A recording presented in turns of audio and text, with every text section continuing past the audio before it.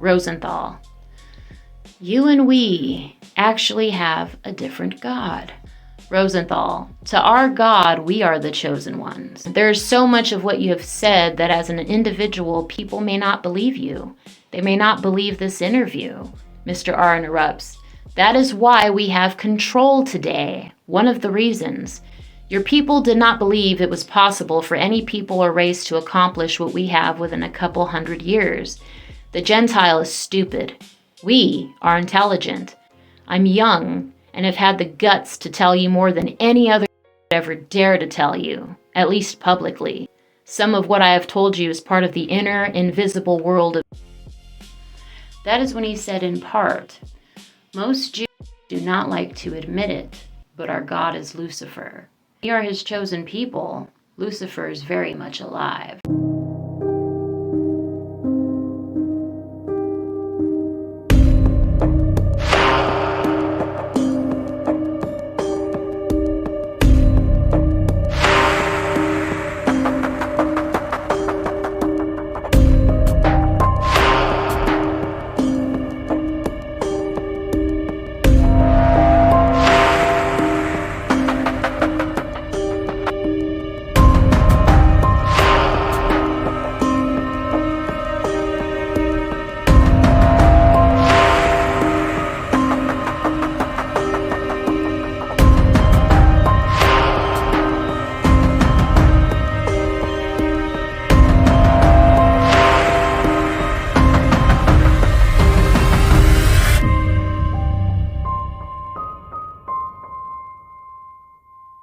Today I'm reading you the full Rosenthal interview from 1976.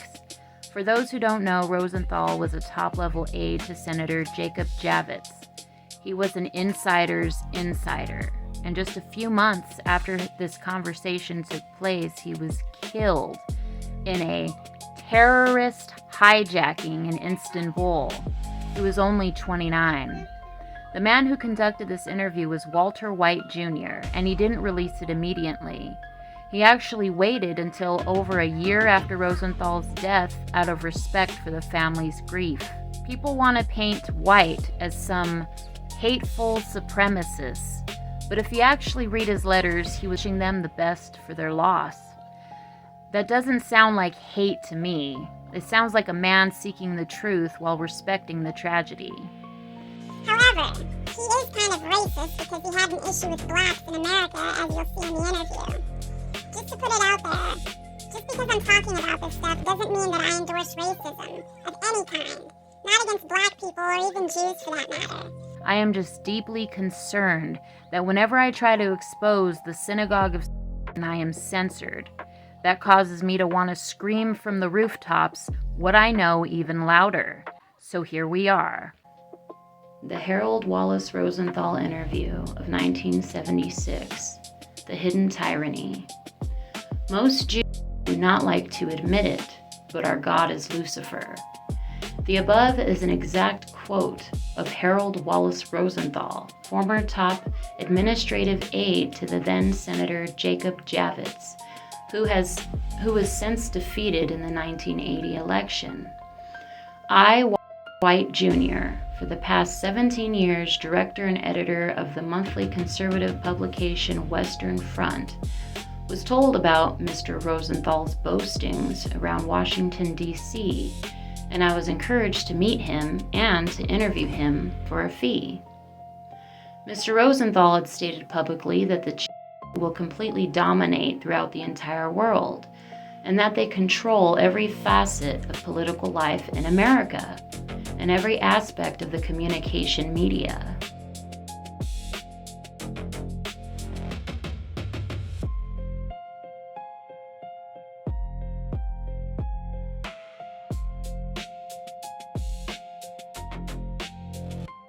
Mr. R.'s emphasis. Eventually, Mr. Rosenthal and I were brought together, at which time I interviewed him privately and taped said interview with Mr. Rosenthal's knowledge and consent. During the lengthy meeting, Mr. Rosenthal became impatient, rude, and vulgar, all of which is recorded on the tape, and he sought the balance of his fee before I had concluded my questioning.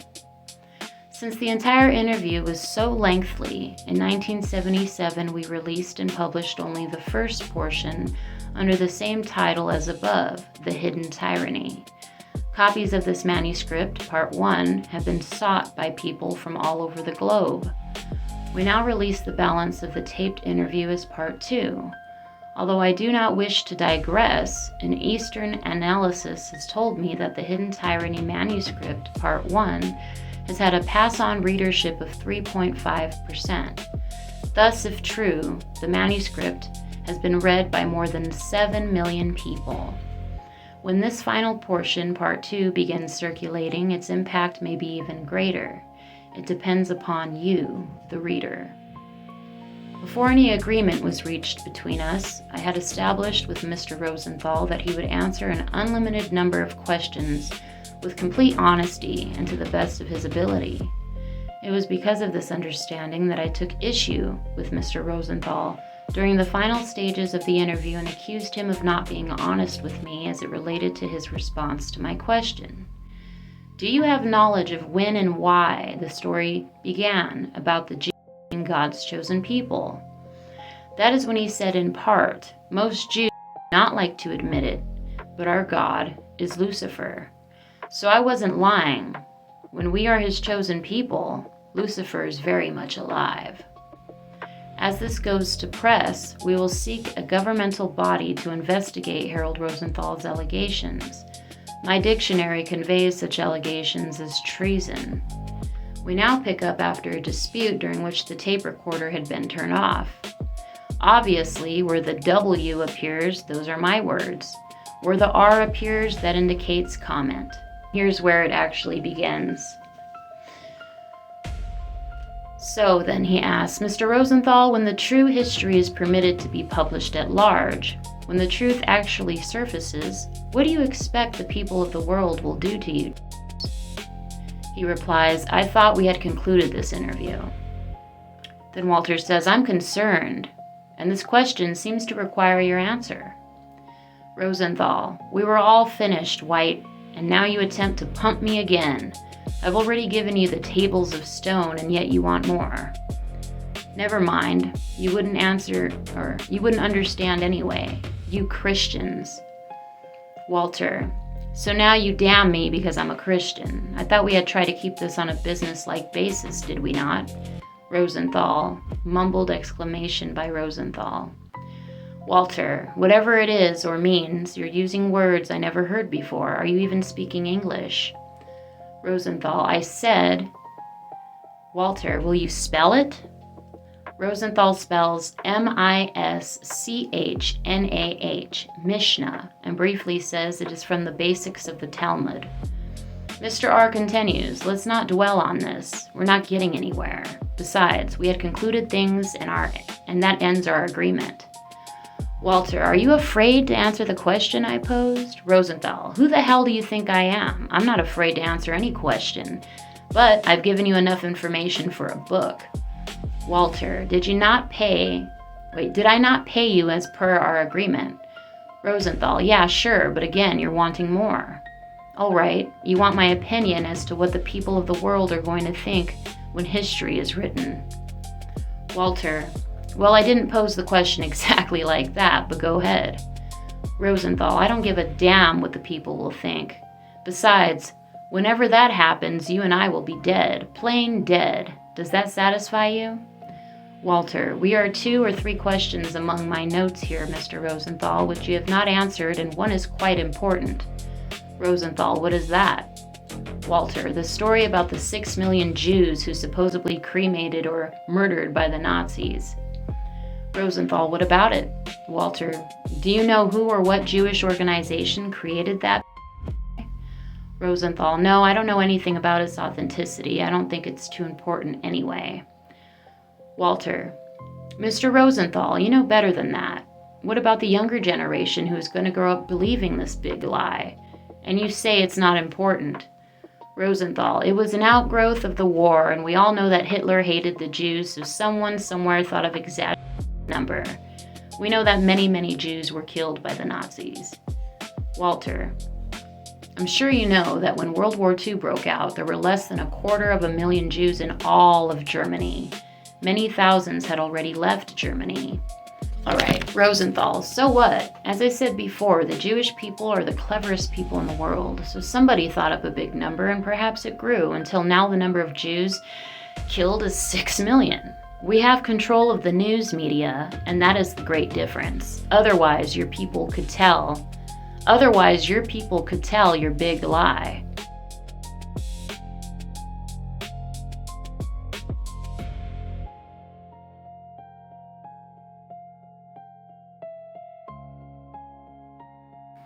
Walter, go. You brush it off. I think he meant so. You brush it off that lightly. Something of such enormity. Mr. Rosenthal interrupted here, saying, "My people have been taught to give consideration and attention to our teachers rather than to the words of your people and laws." Walter, you're living in America, Mr. Rosenthal. It is our duty to uphold the laws of our country. Your religion teaches you that you may take an oath, such as when being inducted into political office, and if the oath displeases you, you can deny silently the fact that you've taken that oath. Now, I have copies of the Jewish document called the Kol Nidre, and I have proven their authenticity. The Kol Nidre, all vows, is found in the Talmud, book Nidreim. I might say this wrong, y'all. Nidarim, vows, and is recited each year in the synagogue on the Day of Atonement. It allows all future obligations, oaths, or pledges a Jew may engage in to be deemed absolved, forgiven, annulled, and void, and made of no effect. This allows Jews to lie, subvert, cheat, etc. Mr. Rosenthal, well, all Jews don't practice that oath business, I'm sure. Walter, but they do practice it, do they not, with the rabbi's approval? Rosenthal, to some extent, perhaps when it is helpful to the individual. Walter, is that not sinful? Mr. Rosenthal, maybe to your way of thinking. I've told you, you and I are different. We are different people. Our beliefs are entirely different. We have been raised that way for many centuries, so it is not a sin for us to take any oath and break it. It's our teaching. This point on the difference of character has been made by many other Jewish writers and statesmen, and it is well supported in history and science. Yet, ironically, Christians continue to believe the Jewish lie that we are all the same or equal. Walter, I've possibly saved the most important question of all until now. Rosenthal, listen, White. If you're going on any further, my time is money. We made an agreement and you're extending it beyond reason. You have it on all tapes, and remember that we agreed for you to take whatever you want from the tapes and your notes, but no reproduction of the tapes under any circumstances. They are to be destroyed. If you violate this, White, we'll cut your balls off. Walter, who are we? Rosenthal, just get smart and you'll find out. You don't want any trouble and I don't either. You keep our agreement and no one gets hurt. Now give me the rest of my money, okay? Walter, I intend to keep our agreement to the letter, and you have my word of honor that these tapes will not go any further than my use in the preparation of the story. There is no misunderstanding. We agree on that, and I'll keep my word. You'll get your money in a minute. Walter, I have friends, White. I know a lot of people, and I don't want them to be reading things attributed to me that I didn't say. I don't give a damn what you or anybody else thinks, but I don't want lies printed. Only the questions and answers of this interview. Walter, we understand each other perfectly in that regard, Mr. Rosenthal. Now, please, this question. Rosenthal, shoot. I remember I need Las Vegas money. Walter, surely you must know somewhere in your schooling, or you have some kind of personal feeling or understanding as to when and why the story began that the Jews are God's chosen people. Rosenthal, we are God's chosen people. Walter, do you really believe that, Mr. Rosenthal? Rosenthal, maybe I can explain, or perhaps Jake could give you a better answer. Walter, who is Jake? Rosenthal, Jake Javits, my associate. He's the man that I work for, and he's a pretty smart guy. Plenty smart. His answer might serve your purpose for the story better. Walter, I want your answer. Rosenthal, you and we actually have a different God. Walter, is that the answer to the Jews being God's chosen people? Rosenthal, to our God, we are the chosen ones. We are taught that from our childhood. Walter, that is an evasive answer. You know what I mean when I pose such a question, and I don't believe your reply or your explanation. Rosenthal, okay, I don't give a damn what you believe. Walter, do your people believe that Jesus Christ was a Jew? Rosenthal, hell, we're going back to that again, are we?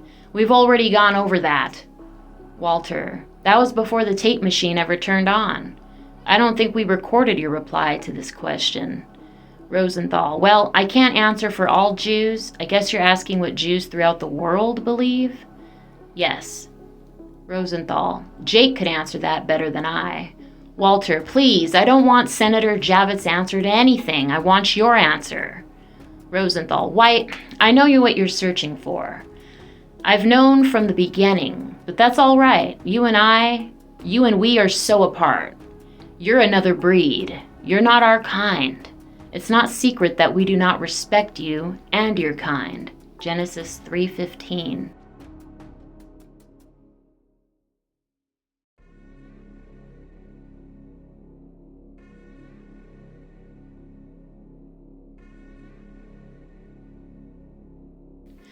Walter, are you referring to just our kind as Christians? Rosenthal, no, you Gentiles. All of you are our enemies.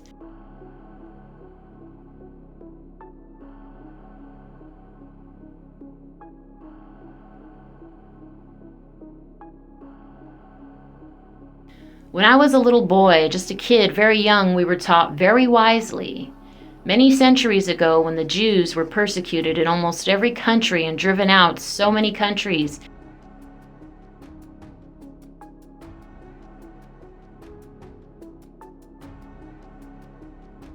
some of the governments, I cannot remember exactly whether it was the government of France or Spain.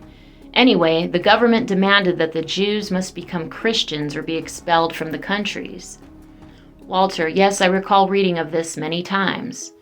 Rosenthal, was it France or Spain? Walter, possibly both, but I vividly remember the story of Queen Isabella of Spain, how patient she was with the Jews, always giving them the benefit of the doubt, until such time as her eyes were opened completely to the deceptions of the Jews, but please go on.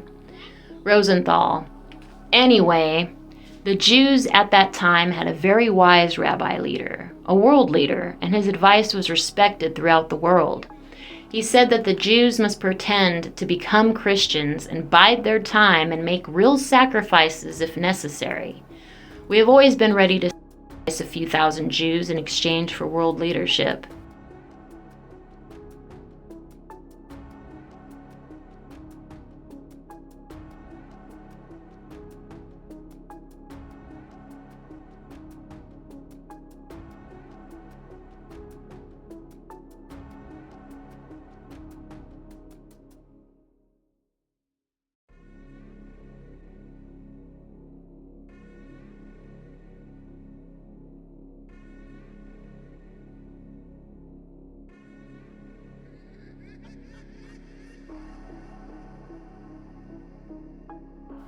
This was the plan of the Jews who instigated World War II.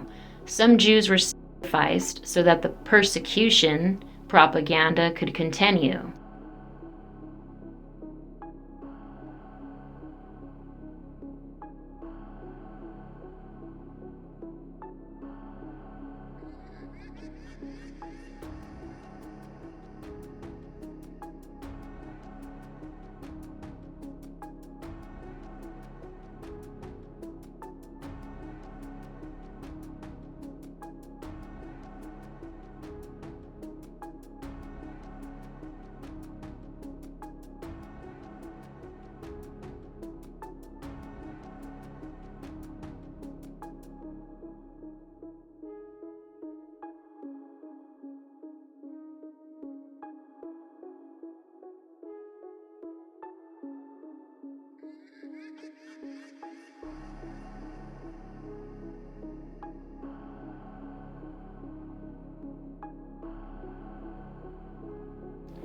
It is a small price, and there's nothing wrong with that. I was taught that we Jews must become lawyers so we could strangle the courts and even the judges, unless they were Jews. We should become doctors and teachers and leaders in all the churches, and this goal has almost been fully accomplished.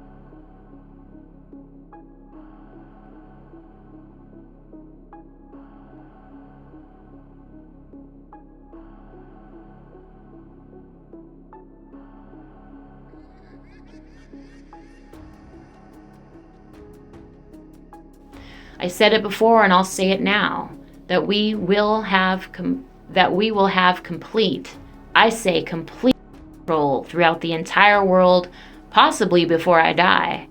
We are very successful in keeping you Gentiles confused. We create confusion. The word Babylon in Hebrew is Babel and means confusion. The Jews are masters at confusion because they are the ringleaders of the system known as Mystery Babylon. You're not stupid, White. You know that the Jews are successful because of our unity. We die for one another if necessary. We generously finance our own, so it is understandable how we govern not only in this country. We direct American foreign affairs. We are the super government of the world. Is that enough?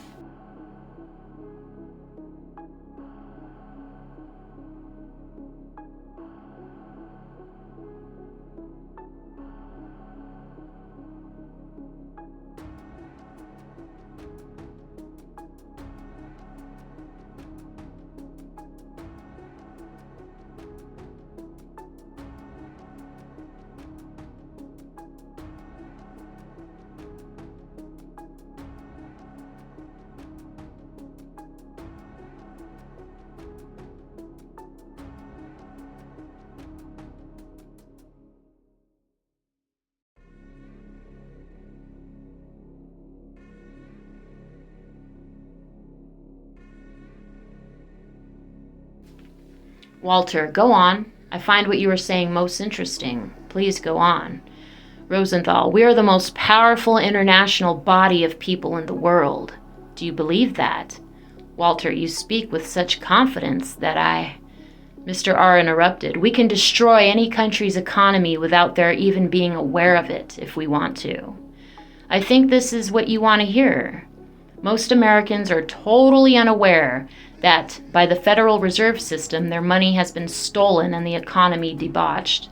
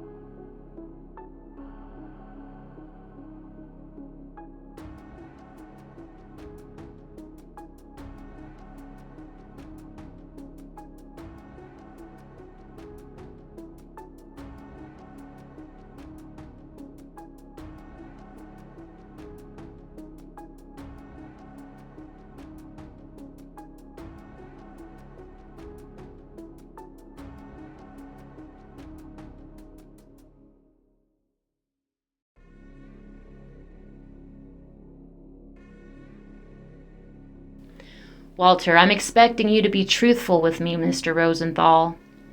Rosenthal, well, it's true. We're smart. We are powerful, and at the proper time, we will mix up your Gentile women with the blacks, and in 50 years, you'll be all mixed up. Ends love to your white women, and we encourage it by using them to our advantage. Walter, I recall your saying that the blacks serve a purpose. Rosenthal, yes, we will use them to our great advantage. It was primarily by Jewish merchant ships and Jewish-run slave auctions that the blacks got to America.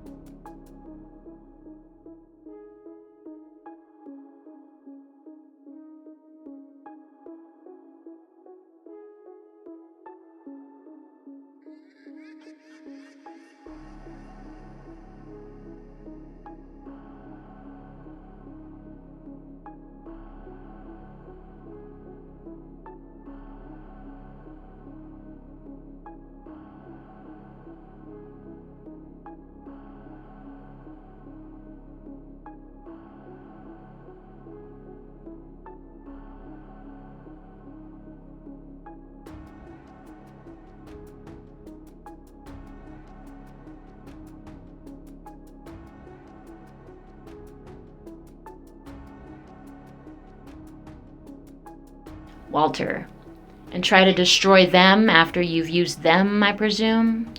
Rosenthal, if necessary. Yes, you and I know they're inferior people, a dumb race that can be useful with the use of money.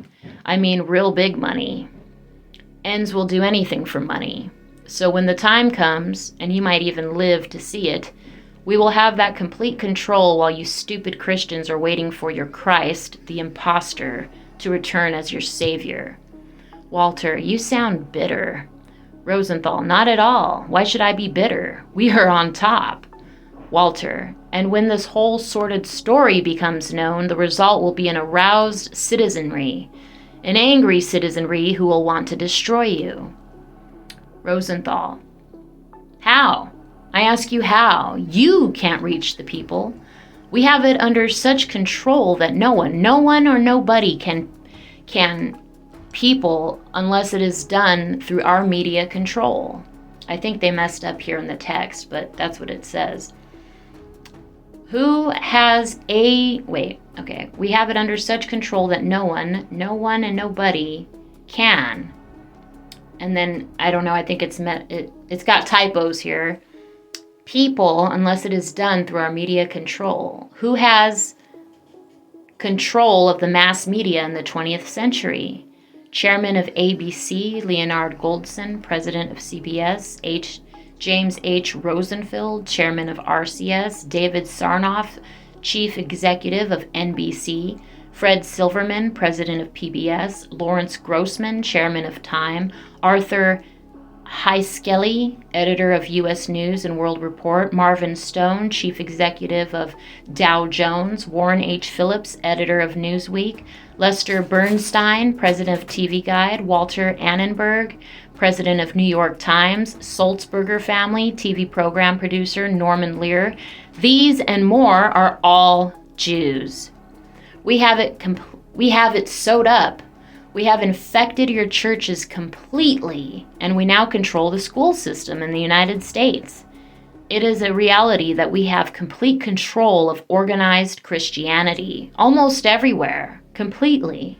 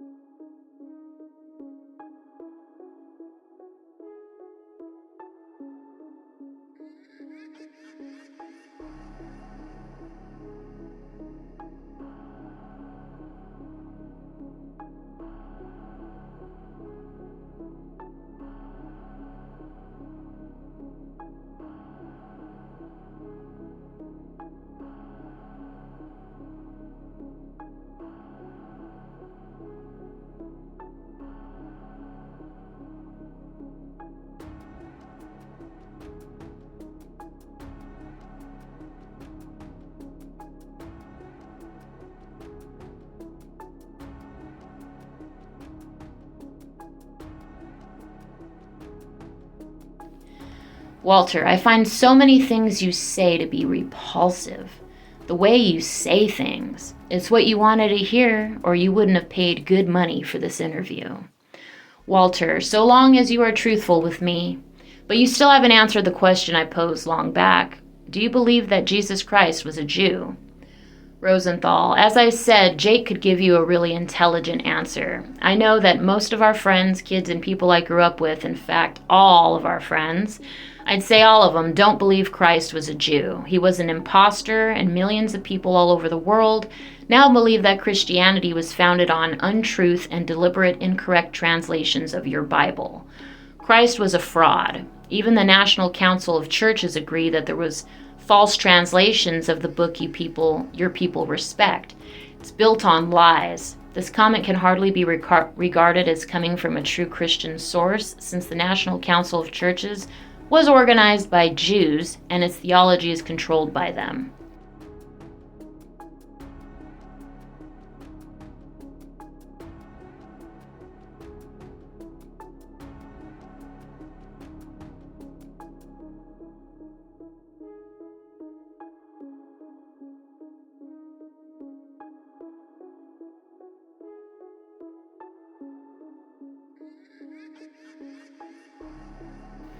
Walter, according to the latest scholarly research, your ancestors are not Israelites, but Mongolians and Asiatics from Eastern Europe and Western Asia.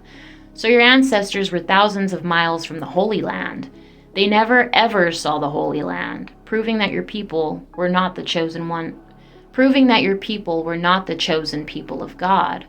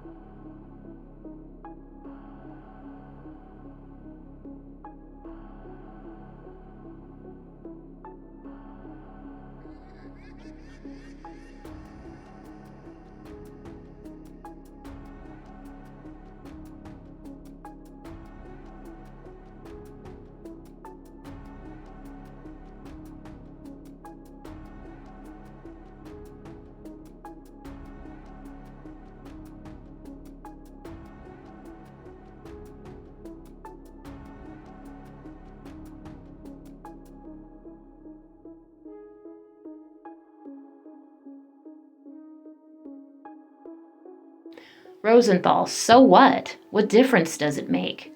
Walter, we have been taught the big lie for many years that Jews are God's chosen people, so it does make a difference, a very grave difference. Rosenthal, what grave difference? Walter, does it not prove that the great majority of Jews today are Khazar in origin? Your ancestors never trod the lands where Christ walked. They never knew Jerusalem and Palestine, so how could... Mr. R interrupted, shouting, "What the hell difference does it make now?" Walter, I find so many things that you have said as being repulsive, and your arrogant manner in boasting, as it were, to admittedly being a part of this heinous plot against mankind. And at times you attempt to brush things off by saying, "What difference does it make?" So much of what you have admitted staggers me. In fact, I lack the words. Mr. R interrupts here. That's because you're a Gentile. You don't understand. You never will until it's too late. And my hope, personally, is that the American people do not. Mr. R paused here. Walter, there is so much of what you have said that as an individual, people may not believe you. They may not believe this interview. Mr. R interrupts. That is why we have control today. One of the reasons. Your people did not believe it was possible for any people or race to accomplish what we have within a couple hundred years. The Gentile is stupid. We are intelligent. I'm going to be a very important person in and around Washington, and soon. I intend to become nationally prominent. You're going to hear and read about me in the future. I'm young and have had the guts to tell you more than any other Jew would ever dare to tell you, at least publicly. I've stuck my neck out, white. Some of what I have told you is part of the inner, invisible world of Jewry. Walter, looking at you now as I denote your change, I see you as a despicable bastard. All of you, Mr. R interrupts. Rosenthal, no one calls me a bastard and gets away with it. Walter, you are all contemptible, base, and detestable. Rosenthal, I'll knock your goddamn head off if you call me a bastard. Walter, I wouldn't try it if I were you. I too have friends. Many of them would like a chance to get to you, so let's keep this on a formal basis as it was intended at the beginning. Mr. R then said something which I asked him to spell. He spelled O-Y-V-A-Y, Ove, and added Oy vey itzmer. And when asked what it meant, he said I would not understand, but I am including it here because it is on the tape. Walter, many times when referring to a person being a Jew, I have heard it said, well, I understand that he is a Presbyterian or a Catholic, so I would like your opinion or explanation. How do Jews feel about another Jew who becomes a Christian Scientist or converts to any other religion? Is he or she no longer a Jew? Rosenthal, that can best be answered. Well, let me put it this way.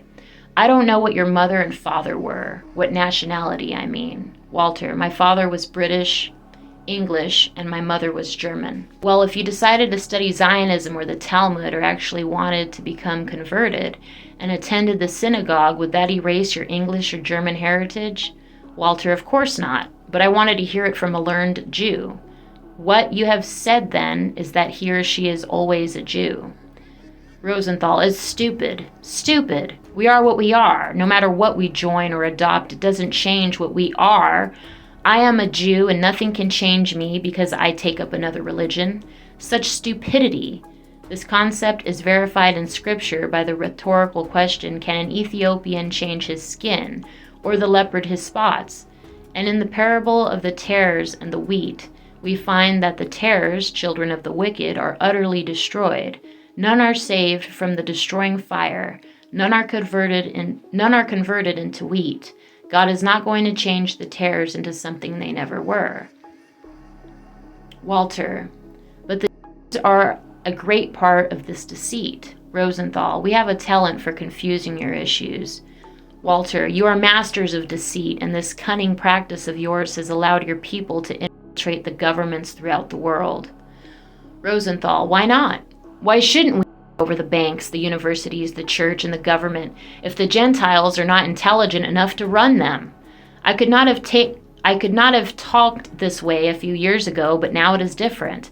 There's nothing to undo our strategy in the world today, so I can speak much more freely. What I've disclosed may help other Jews to speak out if they have any guts. We are not a pusillanimous race. Walter, you're very sure of yourself and your people, aren't you? Rosenthal, we may be divided in many things, but nothing ever actually separates us. Walter, who is we? Rosenthal, my people, the Jews, are as one, when it counts the most. No incident can ever divide us. Down throughout the centuries, Jews have learned they cannot trust other people. Thus, the Jewish racial bond is their greatest bond. Walter, I have heard Jews fight each other with venom.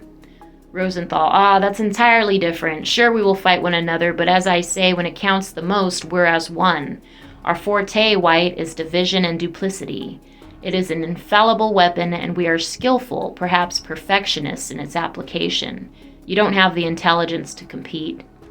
Walter, but we have a culture that you Jews will never understand or equal. Rosenthal, Jews have a family life. Our culture requires a high standard in education. We establish standards so our kids exceed that of their parents. Our people continue to show a dramatic educational advancement. Our kids' success doesn't depend entirely on schools, but on the family, and we are damn proud of these accomplishments. You can't compete. More than 12,000 doctors are graduated from medical schools in the United States every year, and almost 10,000 of them are Jews. Among the law students, the Jewish percentage is even higher. Jews are on such a solid foundation here in the United States that any kind of opposition to our control would only be temporary. You know, we laugh about the 6 million story, just like the story that Christ was a Jew and the God's chosen people story. This should show people that we have a solidarity like none other in the world. Jews have a closeness to other Jews whom they have never seen or perhaps even heard of. As it is said, blood is thicker than water. Walter, Mr. Rosenthal, I hope you haven't lied to me in any of this interview, because if you did, we could retaliate on you. Understand? Rosenthal, what I have told you is all true, all of it. I don't need to lie. Walter, I have found the Jew's passion is greed, profit, and the destruction of Christianity. Am I correct? Rosenthal, I cannot speak for all Jews. Walter, I'm speaking of the great majority of Jews. Am I right? Rosenthal, maybe most Jews feel that way, but there's nothing wrong with that. Walter, I think you just go on and on because there is a bitterness within you, and perhaps you say things that even you do not believe. Some of the things you say are almost unbelievable. Rosenthal, well, I don't give a good goddamn what you believe. I've given you honest answers and opinions. Now, no more questions, and don't forget our agreement. If I learn that the tapes are used other than what we agreed upon, you will suffer serious consequences. Do you understand? Walter, I understand. And now, Mr. Rosenthal, here is the balance of the money agreed upon for this interview. Finished. Dear reader, after the tape machine had turned off, I accused Harold Rosenthal of not living up to our agreement and replying truthfully to my question as to the Jews being God's chosen people. He replied, "We are God's chosen people. Most Jews do not like to admit it, but our God is Lucifer. So I wasn't lying, and we are his chosen people. Lucifer is very much alive." I was stunned. I had no further comment. I had watched this arrogant, boastful person change at times like a chameleon that changes its color. Many times he showed a hatred, yes, even a venom. At the conclusion, I felt unclean being around him. The hidden tyranny has been revealed.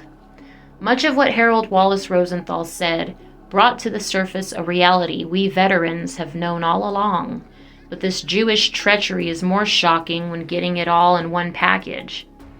It has been alleged that Harold Rosenthal was killed because he talked too much, so it is understandable, if true, inasmuch as he made such shocking statements almost 7 years ago, now that we see as a reality.